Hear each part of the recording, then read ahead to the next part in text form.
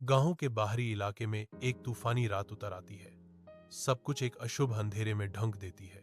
एक प्राचीन भयानक हवेली अशांत आकाश के सामने खड़ी है, जिसका स्वरूप भूले हुए भयावहता का एक प्रमाण है। बिजली चमकती है, पल भर के लिए हवेली की टूटी हुई खिड़कियों को रोशन करती है, जिससे भीतर क्षणभंगुर भयानक परछाइयां दिखाई देती हैं।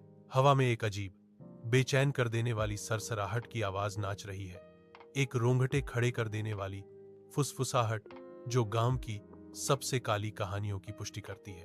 तूफान से घिरा हवेली का ऊबड़ खाबड़ खाका इसे भूतिया और भयावह जगह के रूप में इसकी प्रतिष्ठा को पुख्ता करता है। हर बिजली गिरने से हवेली एक नई भयावह रोशनी में आ जाती है, जिसके रहस्यों की रखवाली अथक तूफान करता है। जंगल की घुटन भरी रात में खोए हुए अंगद और गीता खतरनाक रास्ते पर चल रहे हैं। उनके चेहरे पर डर और थकान साफ झलक रही है।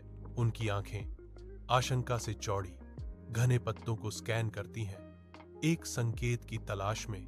अंधेरे में आशा की कोई भी किरण। गीता का हाथ सहज ही अंगद के हाथ तक पहुंच जाता है। उनकी बंधी हुई उंगलियां उनके साझा आतंक और निर्भरता का एक मौन वसीयतनामा है। एक धुंधली अलौकिक रोशनी उदासी को चीरती है, दूर से एक टिमटिमाती रोशनी उनकी निगाहों को एक अनदेखे महल की ओर खींचती है। रहस्यमय चमक आशा की एक झलक प्रदान करती है, फिर भी इसका आकर्षण अशुभ की एक असहज भावना से रंगा हुआ है। एक दूसरे को मजबूती से पकड़े हुए अंगद और गीता जंगल की अज्ञात गहराइयों में रोशनी की ओर बढ़ते हैं। अंगद और गीता दमनकारी अंधेरे से लड़खड़ाते हुए निकलते हैं। उनके रूप मुश्किल से दिखाई दे रहे हैं। जैसे ही वे हवेली के प्राचीन द्वारों के पास पहुंचते हैं, उनके सामने विशाल मौसम का मारा हुआ द्वार खड़ा है। चांदनी रात के खिलाफ एक परछाई एक परेशान करने वाली आभा बिखेर रहा है। एक अचानक भयानक किर्र के साथ विशाल द्वार अपने आप खुल जाता है, जिसके भीतर एक गहरा भयावह अंधेरा दिखाई देता है। धूल और सड़ांध की गंध लिए हवा का एक बर्फीला झोंका तेजी से बाहर आता है, जिससे अंगद और गीता बुरी तरह कांप उठते हैं। हवा की अनदेखी शक्ति उन पर हावी होते ही उनकी त्वचा पर रोंगटे खड़े हो जाते हैं, एक खामोश चेतावनी। वे दहलीज पर झिझकते हैं, आंखें आतंक और रुग्ण जिज्ञासा के मिश्रण से चौड़ी हो जाती हैं।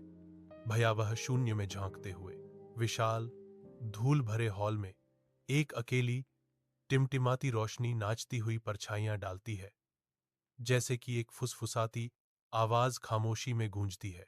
अंगद और गीता एक तनावपूर्ण नजर का आदान प्रदान करते हैं। उनकी आंखें डर और एक अकाट्य जिज्ञासा के मिश्रण से चौड़ी हो जाती हैं। एक बूढ़ी औरत की पारदर्शी आकृति कोने में प्रकट होती है। उसकी उपस्थिति पहले से ही सर्द हवा को और ठंडा कर देती है। प्रेतवाधित आवाज फुसफुसाती है, नरम फिर भी भयावह, डरो मत।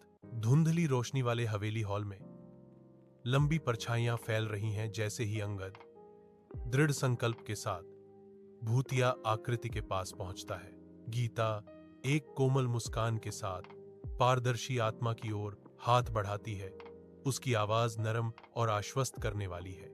कभी उदास रही आत्मा अब बच्चों की मासूम दयालुता से प्रभावित होकर एक हल्की कोमल मुस्कान बिखेरती है। एक नरम फुसफुसाहट आत्मा के होठों से निकलती है, अच्छे बच्चे किसी भी भूत से नहीं डरते। हॉल एक अप्रत्याशित गर्मजोशी से भर गया है, क्योंकि प्रेत आकृति की मुस्कान मंद रोशनी में टिकी हुई है।